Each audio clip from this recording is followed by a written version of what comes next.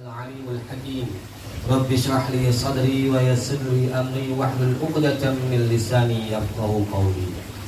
Al-Mukarramun wal Muhtaramun, para alim ulama, tuan-tuan guru, para asatiz, terkhusus penceramah kita Al-Mukarram Tuan Guru Dr. K. Haji Ridwan Jalil MPD, alhamdulillah sempat hadir bersama kita. Saya mohon doanya dari masyarakat sekitar, tuan-tuan guru yang hadir hari ini.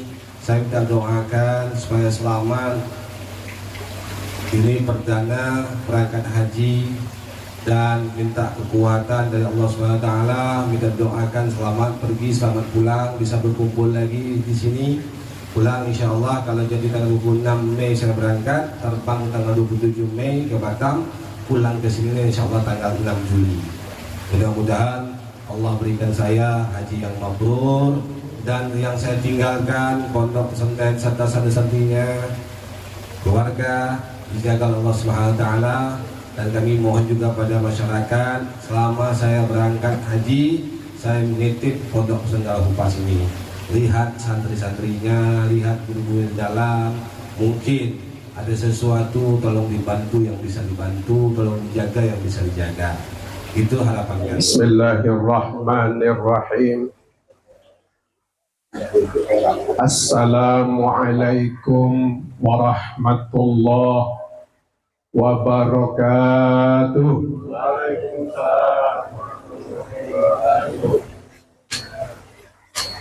Jawabannya agak lesu dikit ya. Udah siang sudah kan? Jadi belum semangat ya. Pak, Pak, tidur. Ya, kita kasih pantun dulu ya, Ustadz Sujarwo ya. Kasih pantun dulu. Wa salam jualan tomat. Tomat dijual di kota Jambi. Yang jawab salam dengan semangat, saya doakan cepat naik haji. Aduh, selamat datang Ketua BKP RMI Provinsi Jambi. Alhamdulillahilladzi faradal hajja wal umrata lil mu'minin. Ashhadu an la ilaha illallah wahdahu la syarikalah wa ashhadu anna Muhammadan abduhu wa rasuluh. Allahumma salli wa sallim wa barik ala sayyidina Muhammad wa ala alihi wa sahbihi ajma'in. Qala Allah ta'ala fi kitabihil karim, a'udzu billahi minasy syaithanir rajim. Bismillahirrahmanirrahim. Walillahi 'alan nasi hajjul baiti man istata'a ilaihi sabila. Wa qala Rasulullah sallallahu alaihi wasallam, al-hajjul mabrur laisa lahul jaza' illal jannah. Sadaqallah wa sadaqar rasul wa nahnu ala dhalika minasy syahidin wasyakirin walhamdulillahi rabb. Selesai Pak? Belum? Kalau selesai Sadaqallahul azim kan? Nih makan siang sudah siap belakang nih. Nasi minyak Kiai Herman. Ya. Yang saya hormati tuan rumah Kiai Herman Rifai, yang insya Allah pada hari ini sebagai Duyufur Rahman sebagai tamu Allah. Jadi bukan calon lagi. Kalau sudah tercatat, sudah di SK-kan, itu sebagai jamaah haji. Kalau belum daftar, belum di SK-kan, baru calon. Nah, kalau sudah terdaftar, sudah di SK-kan sebagai petugas, itu sudah jamaah haji. Ya. Kiai Herman ini, bapak-bapak, beliau adalah Ketua Majelis Ulama Kecamatan Kota Baru.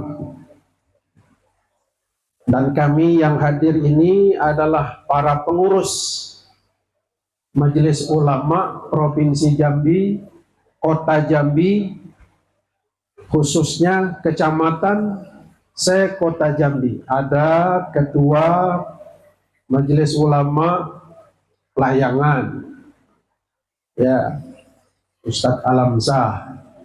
Ada Ketua Danau Sipin, Ustadz Sujarwo. Ya, yang tidak kalah pentingnya tadi itu kata Kiai Herman, bendahara. Itu Majelis Ulama, ya. Ya, dan juga manajemen, ya, Pak Hamid, manajemen Majelis Ulama Kota Jambi.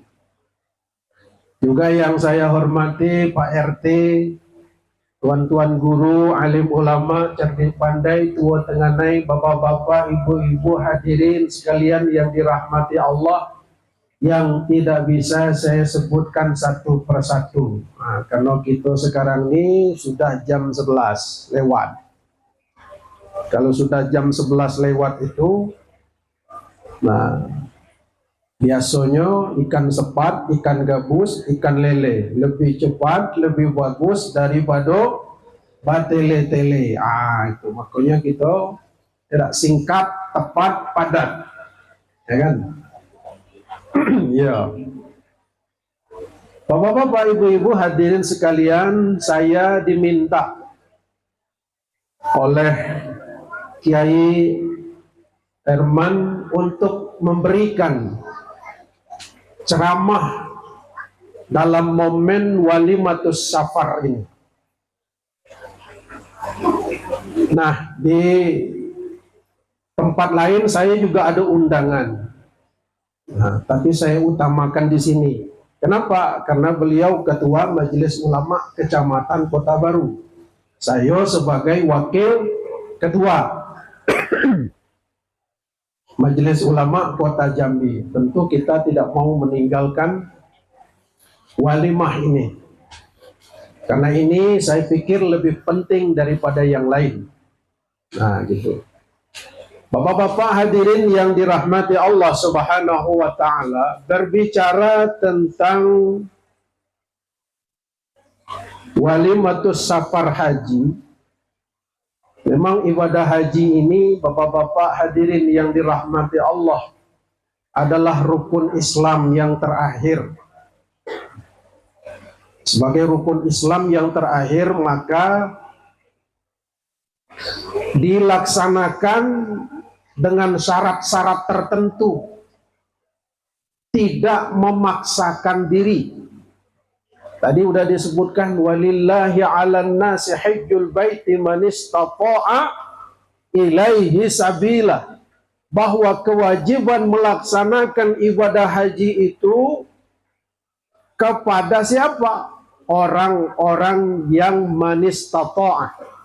Kata-kata istata'a itu adalah bagi orang-orang yang mempunyai kemampuan, keamanan, kemampuan secara finansial, dan keamanan secara fisikal. Jadi oleh karena itu, Bapak Ibu hadirin yang dirahmati Allah, tidak main-main bahwa ibadah haji ini memang ibadah fisik. Orang yang sudah tercatat untuk menunaikan ibadah haji adalah orang pilihan, tidak sembarang orang. Halo, ibu-ibu di belakang, halo, Bu, coba ngobrolnya stop dulu, 5 menit saja. Kedengaran keluar, suaranya kencang sekali ya. Oleh karena itu, Bapak Ibu hadirin sekalian, panggilan Allah. Nah, terkadang Bapak-bapak, panggilan Allah ini tidak mutlak orang kaya. Bisa saja orang-orang yang tidak kaya, orang tidak miskin, bisa dimampukan oleh Allah Subhanahu wa Ta'ala untuk memenuhi panggilan Allah. Maka itu agar kita cepat dipanggil untuk melaksanakan baik itu umroh maupun haji, maka selalulah kita berdoa dan mengucapkan kalimat talbiyah. Oleh karena itu saya mengajak terlebih dahulu, sebelum kita jelaskan lebih lanjut tentang masalah ibadah haji ini, lebih baik kita awali dulu dengan kalimat talbiyah. Labbaik Allahumma labbaik,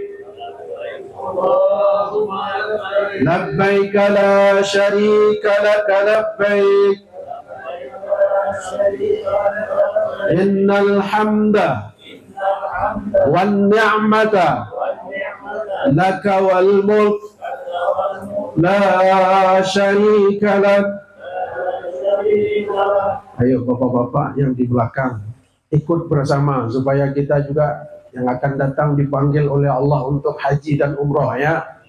Labbaik Allahumma labbaik, labbaik la syarika laka labbaik, innal hamda wan ni'mata laka wal mulk la syarika lak. Alhamdulillah. Biasanya kalau orang mengucapkan mulai kalimat talbiyah ini, jika kita meresapinya rasanya merinding bulu kuduk kita. Kenapa? Rasa-rasanya kita itu dekat sekali dengan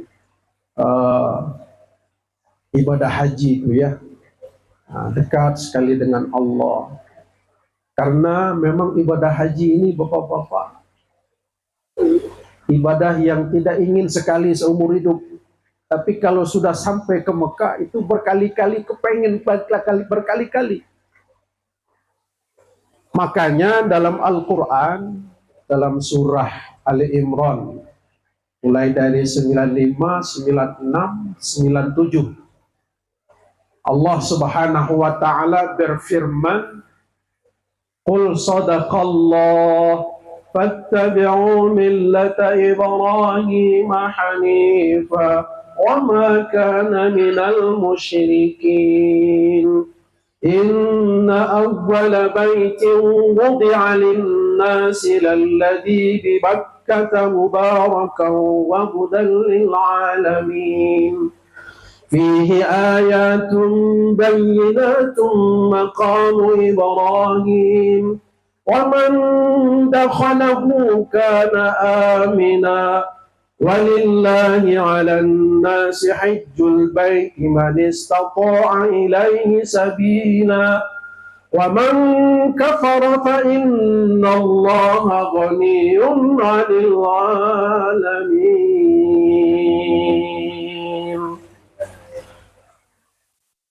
Qul sadaqallah, katakan ya Muhammad, maha benar Allah. Tes satu.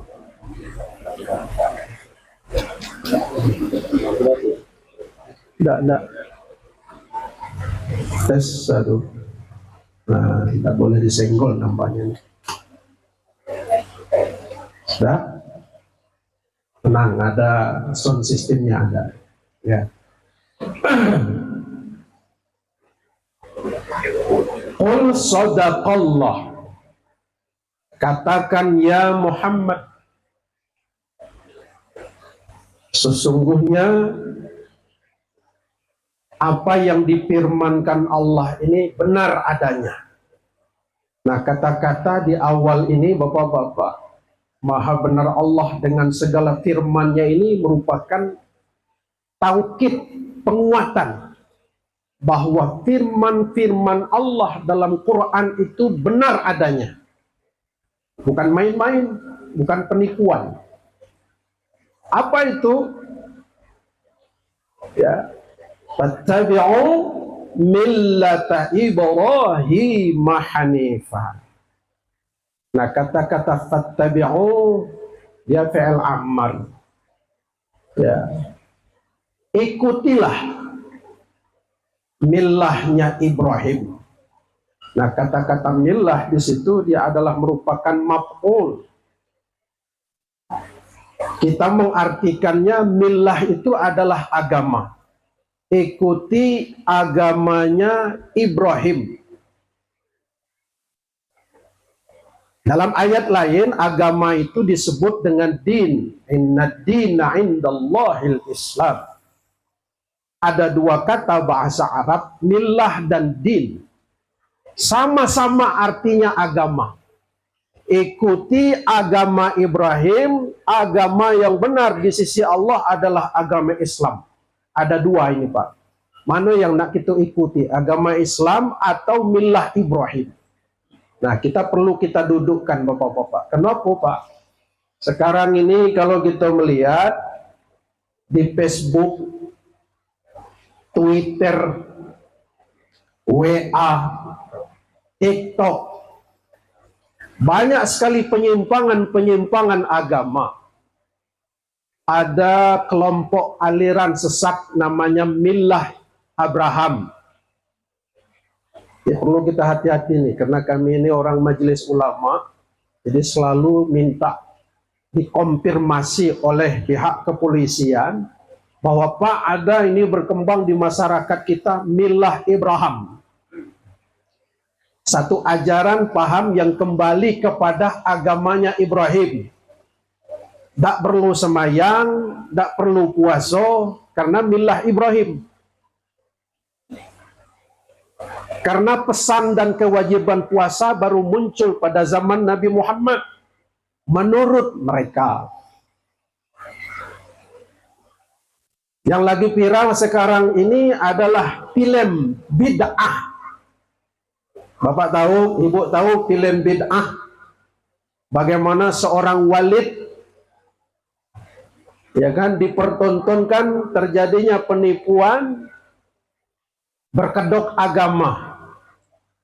Dan sesungguhnya ini adalah merupakan kisah nyata. Film yang diproduk dari Malaysia viral di Indonesia.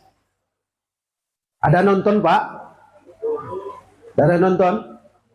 Ketinggalan dengan anak-anak kita ya Pak ya. Nah, melalui film itulah kemarin tanggal 6 kemarin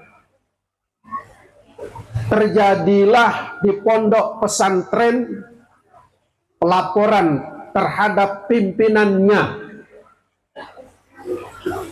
terhadap yayasannya, di mana di NTB, Nusa Tenggara Barat. Sebuah yayasan di mana terjadi banyak sekali pencabulan santri.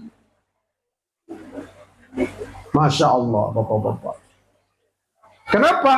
Kebanyakan nonton film. Tuh, para pimpinan-pimpinannya melakukan penodaan agama.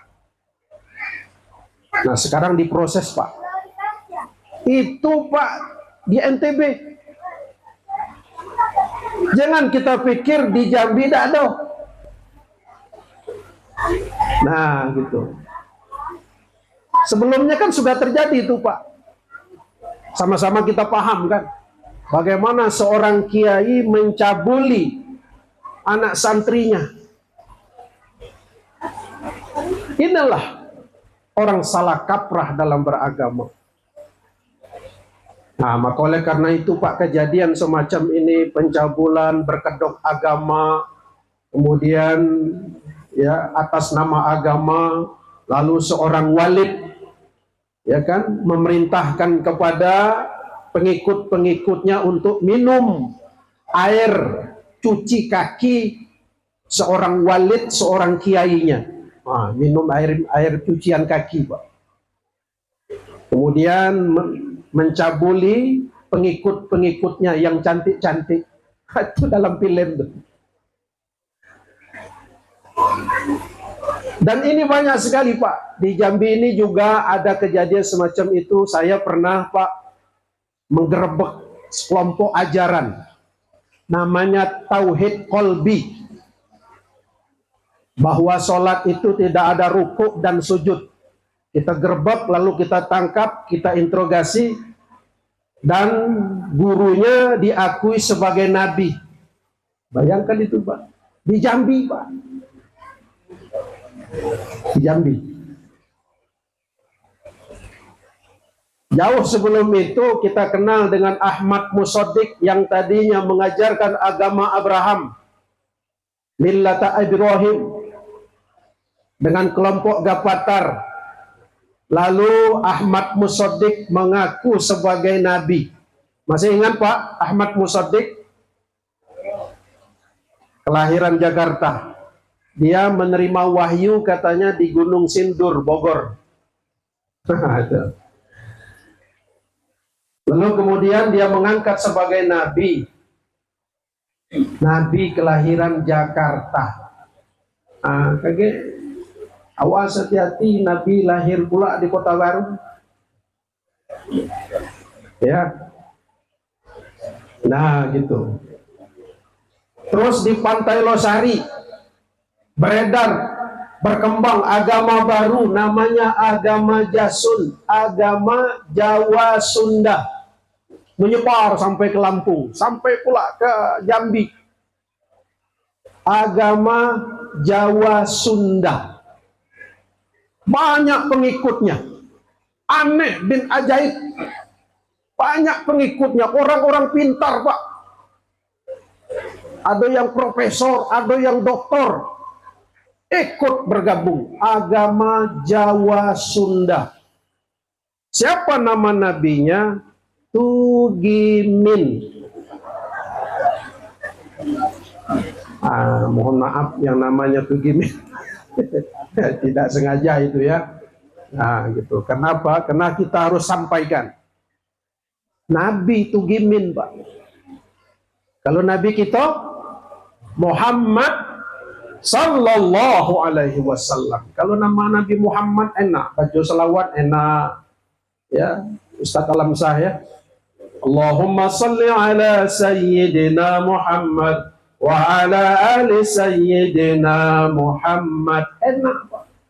Nabi Muhammad. Coba kalau Nabi Tugimin. Allahumma salli ala Sayyidina Tugimin wa ala Sayyidina Tugimin. Itu, Pak.